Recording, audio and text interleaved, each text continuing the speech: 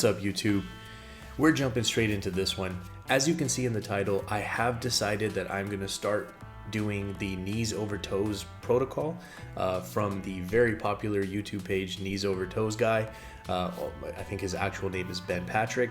I've been watching his content for a little bit of time.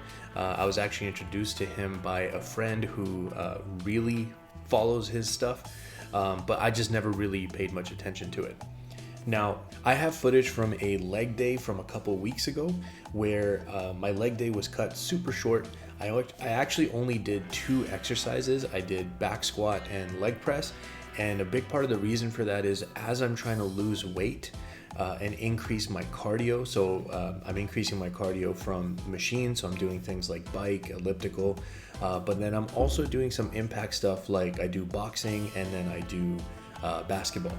And as I've been doing those additional cardio pieces, my joints, specifically my knees, my hips and my ankles have been really unhappy with me. And so as I was doing this session, I just wasn't, getting the quality of reps that I wanted. I wasn't feeling comfortable and I decided to cut the day short. But this is where I had my revelation that I need to do something about this. I can't continue this way where I have good or bad sessions depending on just how my joints are feeling. I need my joints to feel healthier. Now, some of this is a bit of a vicious cycle or circle, if you will, because a lot of my joint issues probably are being caused by me being overweight. So losing weight will help that, but I do believe there are underlying issues with my ankles, knees, and hips that need to be addressed. And since Ben Patrick, or Knees Over Toes Guy, is the driving force in this field at the moment, I'm gonna try to follow along with his protocol.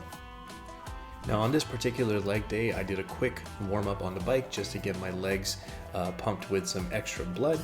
Then I hopped off and I did some hip exercises, which I didn't actually film, so I don't have any content for that.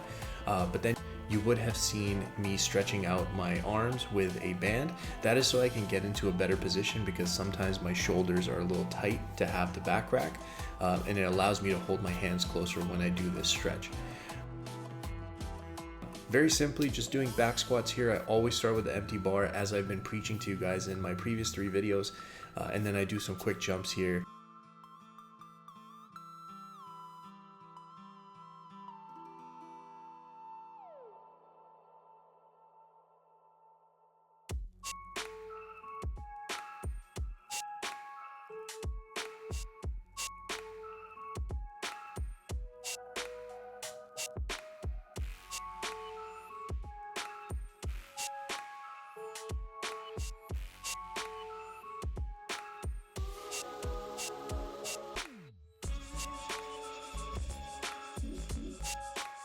I do manage to get to a pretty heavy weight. The final set is at 160 kilos or 352 pounds, which is a decent weight for 5 reps. But again, it wasn't exactly the quality I wanted. I would have loved if I could get a little bit lower, but I definitely struggle getting full ankle flexion, that stops me from getting the depth that maybe I would prefer to have.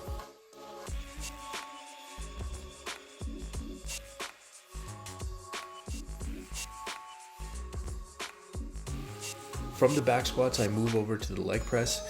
On the leg press, I again get a chance to go fairly heavy.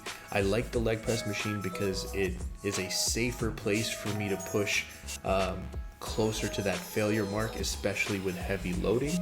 And that is definitely what I try to do through these sets.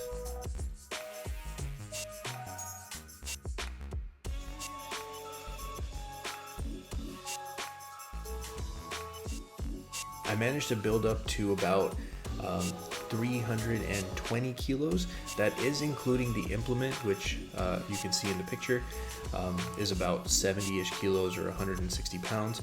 And so my total on that 320 kg, that equals 715 pounds for my last set.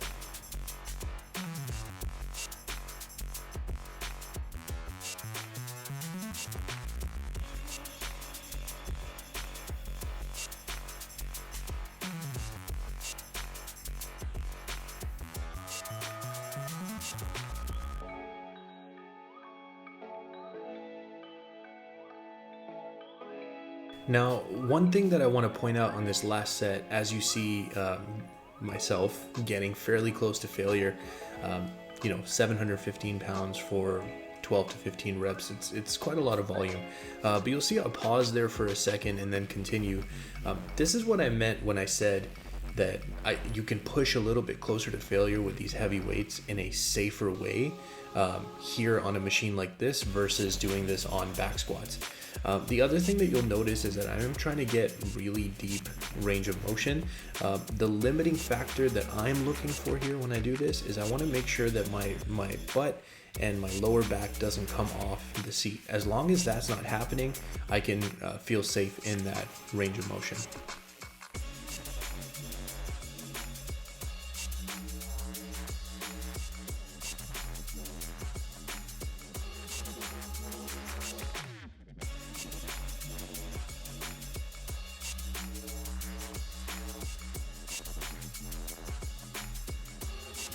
Okay, so now we've seen the leg day that kind of sparked this thought that something needs to be fixed.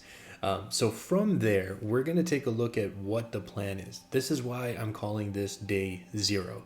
I've spent the last couple weeks just doing some research, watching as many of Knees Over Toes Guys videos as I can, learning as much as I can about what the protocol is, reading the comments. Now, this part was important because anybody can make a video about anything, but in the comments, really seeing people's testimonials, which are not on a website, not paid for, like these are people that are just commenting on a YouTube video. The comments is what really motivated me. I mean, seeing people talk about how they're returning to sport, they've reversed like years of inactivity due to knee pain or ankle pain or hip pain or whatever it might be. So that part was really exciting for me to see. Now, the protocols that I'm going to be following, one of the main things he talks about is trying to do some backwards walking. So this past week, I would say week. I've been trying to open every single gym session with about 5 minutes of walking backwards on the treadmill. Now, he recommends to do this with the treadmill off so that you have some resistance and it's not the belt just doing the work for you. So I keep the treadmill off, but I do first get it onto a bit of a slant because I notice that his backwards training implement is at an incline. So that's what I'm trying to replicate as well. From there, he talks about doing a lot of backward sled. This is also something I've started doing for the past couple weeks, just trying to see how I would respond. Now, the interesting thing was I've done this two different ways. I've done this like slow with a lot of time under tension, and I've done this slightly faster at a lighter weight. The slow was done at a heavy weight, so like very heavy. I've personally found that when I'm doing the faster one at the lighter weight, I feel a little bit more pain in the back of my knee. So I'm having to focus a little bit harder on that version versus when I take it slow and do the time under tension, I don't really get that pain, but the burn is insane. So I'm playing with that to see what I prefer when it comes to that particular part of it. But then he also recommends doing forward sled, making sure to stay on the balls of our feet, especially for that to translate to sports. Anyways, I'm not trying to get too detailed here because really the wealth of knowledge is going to come from his videos. That's what you have to check out. Here, I'm just sharing my journey. Then he recommends doing tib raises. So tib raises, I've been doing the bodyweight ones where you're leaning against the wall, feet out in front, raising your toes. By the way, moving forward, I'm gonna have video footage of me doing all of this stuff. I just didn't want to film it yet because I was practicing movements and then acquiring some equipment. Speaking of equipment, I found the tib raises against the wall were good, but I really wanted to get a tib bar because that's what I see him using in his gym. So I picked up this guy right here. This is not his tib bar. I live in Dubai, so I'm a little bit limited with, purchasing stuff that's available in other countries. And I say limited because obviously I'm working with a budget.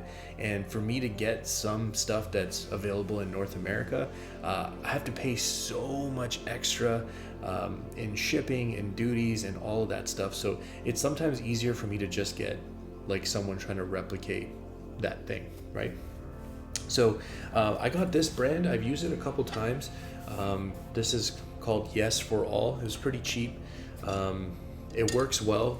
I think one of the criticisms is that it has this this spinning lock on the clamp, and this is not a standard size, so you won't be able to use your regular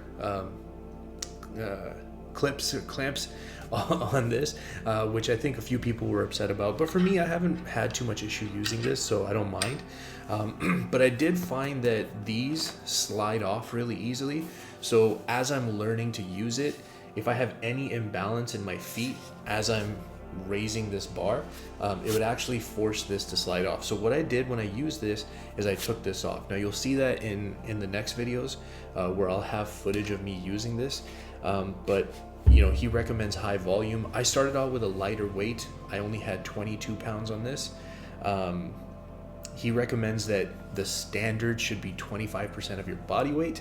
Now 25% of my body weight would be like, what, 75 pounds or something. So I definitely have to build up the strength to get there. I don't think I'm there just yet, but this is one of the implements that I was waiting on. It took about a week to arrive, but this came in a few days ago, and I started using it a few days ago, just trying to get used to it. From there, he talks about using the slant board. I think he calls it something else, but I'm calling it slant board. He talks about two movements that we can do on here. One of those is a single leg squat. So this is the slant board that I bought. It's, I think, quite a bit bigger than the slant board that he uses. But the thing I like about this particular slant board is that because it's bigger, it's got a heavy duty build. And I weigh more than 300 pounds. So I feel really safe using this, but this might get a little loud. I'll try to edit it.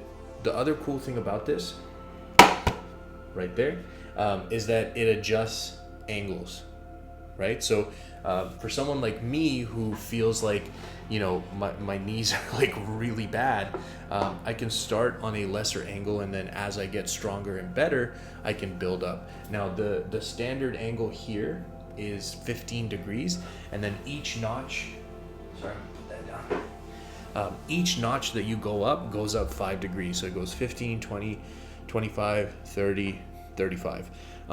Now I believe that Ben Patrick's slant board is somewhere in that 25 to 30 degree angle.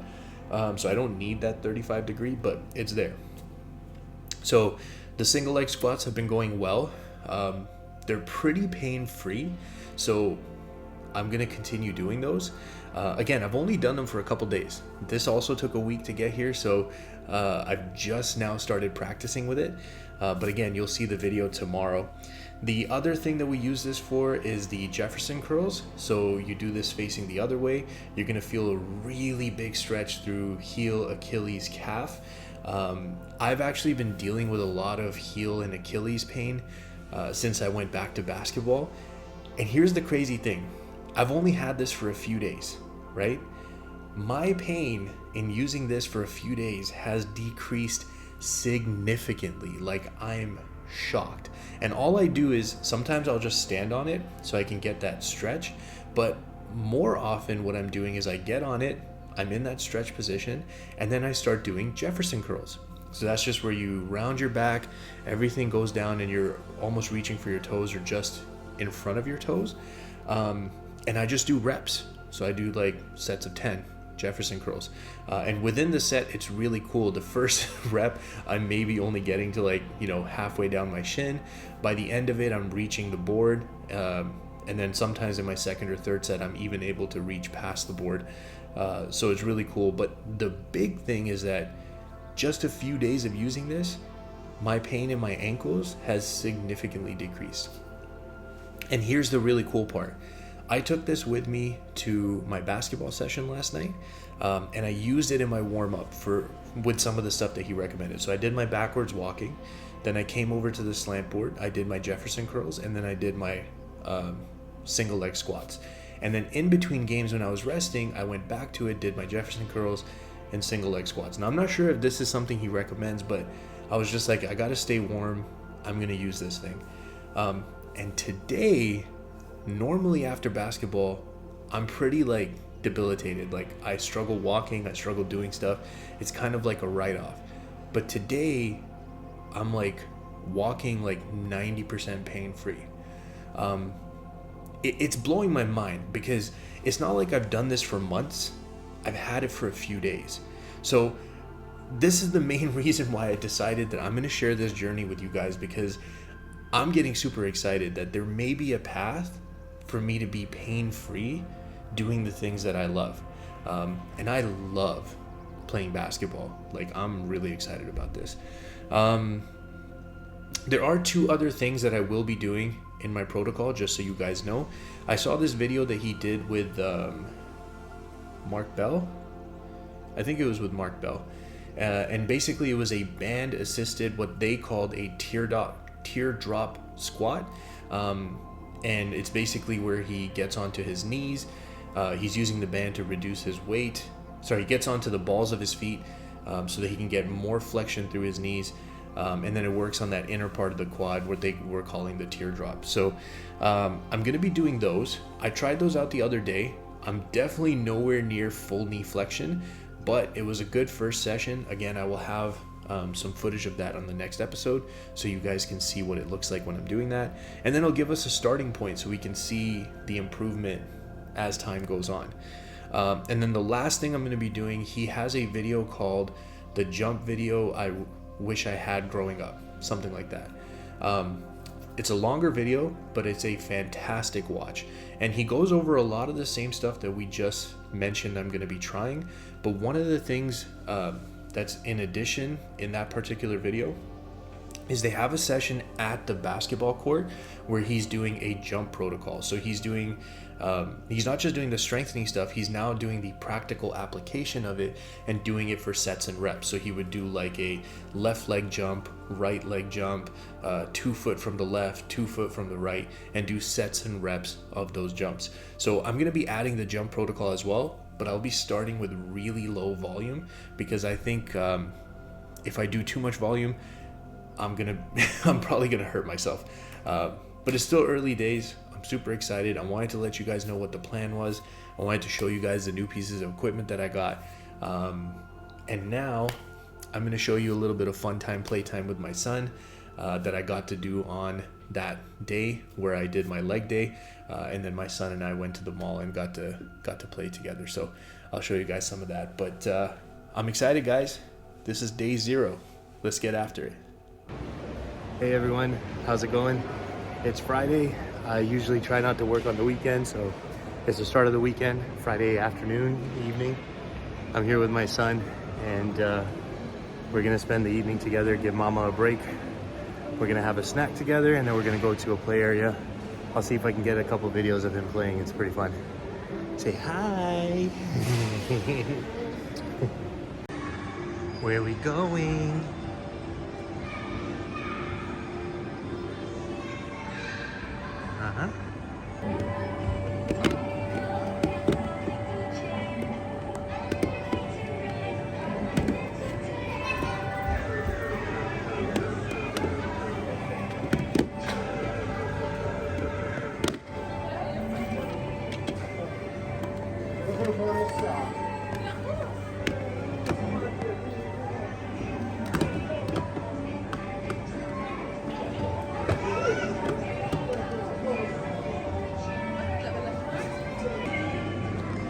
Oh, Zane!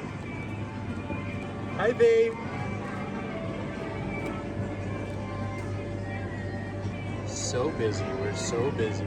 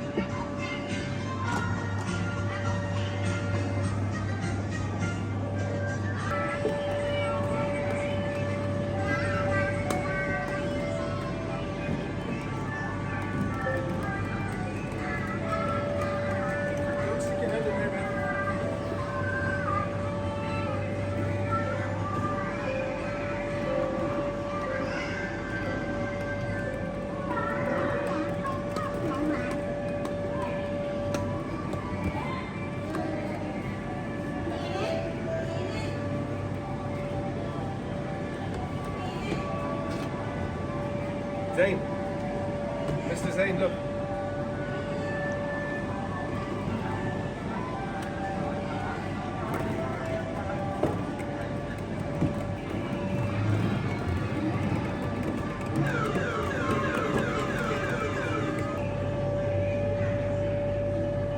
Zane, look.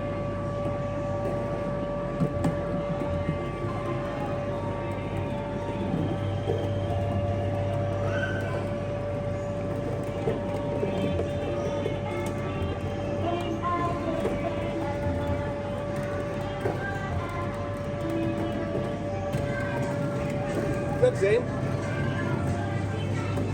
Zane, look, it's stuck. Come on.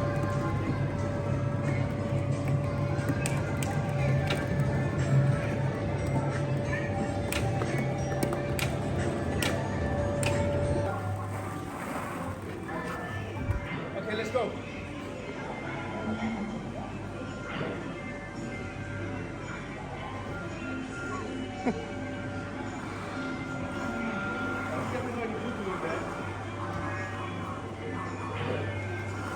Hi, Zane.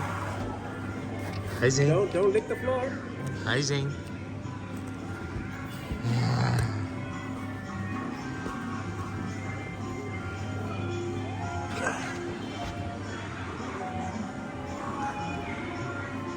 Okay. Let's make a slide.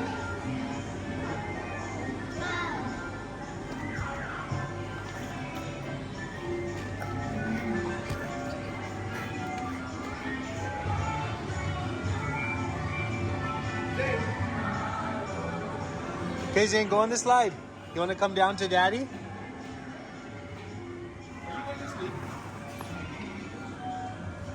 Zane? Are you asleep?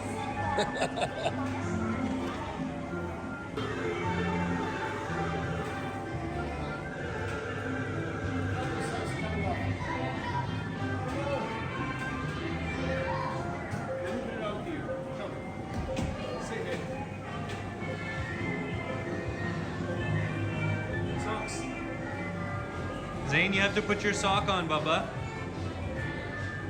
Oh, yeah.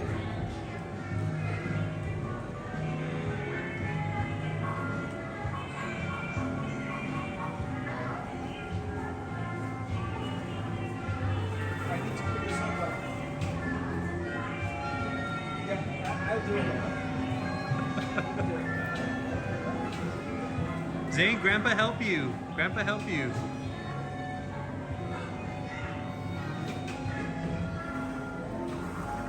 Okay, go down the slide. Go down the slide.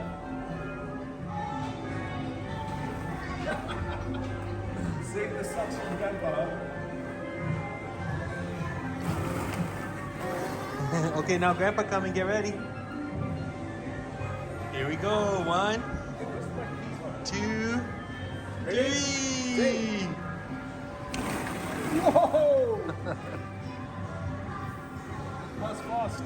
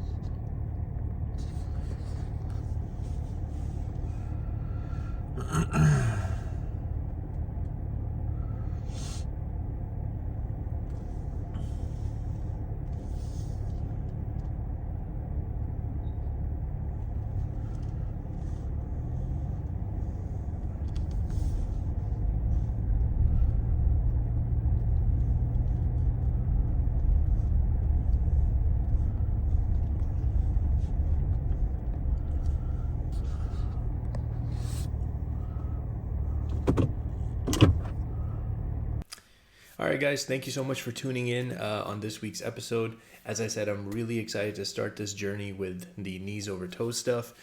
So look out for that. I'm going to be doing regular posts. I think maybe even more than once a week, because I want you guys to see the progression. I don't want you guys to miss out on any stuff that I'm trying, but we'll see how it goes. I do think I will do one more video for sure this week, where I'll show you guys my first day using all the implements in the gym.